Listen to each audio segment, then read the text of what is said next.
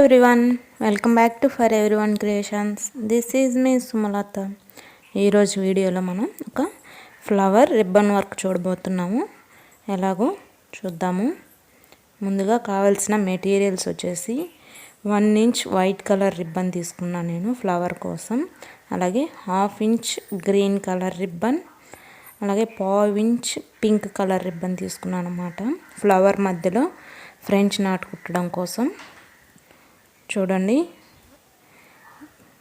ఈ విధంగా చివర మనం క్రాస్గా కనుక కట్ చేసి నీడిల్కి వెక్కిస్తే రిబ్బను ఈజీగా ఎక్కుతుంది. 1/2 ఇంచ్ పింక్ కలర్ రిబ్బన్ తీసుకున్నాను.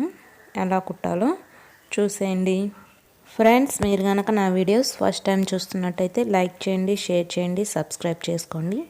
అలాగే పక్కనే ఉన్న బెల్ ఐకాన్ కూడా క్లిక్ చేసుకోండి. Keep watching.